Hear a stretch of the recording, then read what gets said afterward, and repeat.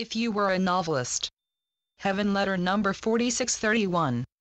July 30, 2013. If you were a novelist, you would know that every person you meet, regardless of what they seem like to you, would be a great character in a novel.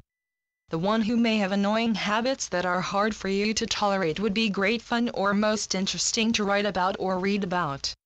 You, too, would be a fascinating character in a book. See how interesting you are. See what makes you, an individual skating on the surface of life, relish all those that you have the privilege to meet. Someone you may find dull and boring in life may be delightful in a book. Every single person on earth is fascinating. You would see it so, except that you have been programmed to disdain or not quite approve of this or that. It could be that you find teetotalers or drinkers hard to take. Are strict teetotalers better or are sociable drinkers better? Is one nationality better than another? Is blonde or brunette better? Who says, and how come? Your view of life seems built in, yet you picked it up somewhere.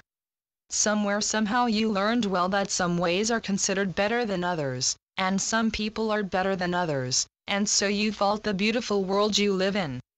It is one thing to rave about one sunset or another, yet you are open to even greater sunsets. You are open. Yet, under other circumstances, you limit possibilities. Is one career better than another? True, some will pay better than others. Some careers would be better for you, and other careers would be better for someone else. Be careful that you do not set standards for others. It's not your province, beloveds. Be happy with whoever comes before you. It's not as if you have to decide on the spot whether you are going to live the rest of your life with this person. What's the big deal? So I say again, be happy with everyone who comes before you. For heaven's sakes, I've seen that sometimes you judge people before you even meet them. Perhaps it is fashionable to chalk someone up according to externals, yet it is not wise. It is wiser to see what is in front of you.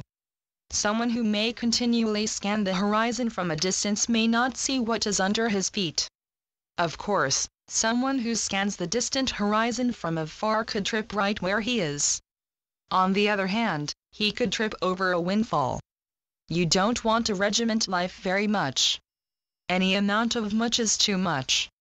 Life is not to be made a prisoner. It is not to go on trial and be sentenced.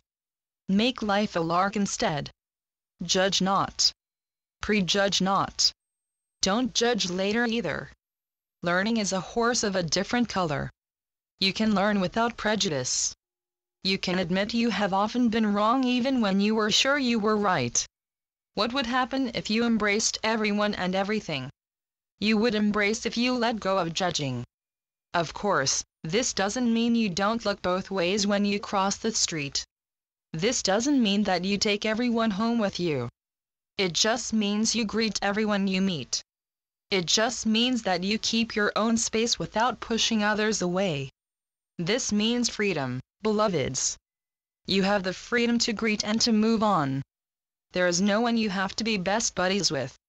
There is also no one who has to fill the shoes of rival or enemy or villain either. Do you agree? Channeled by Gloria Wendroff.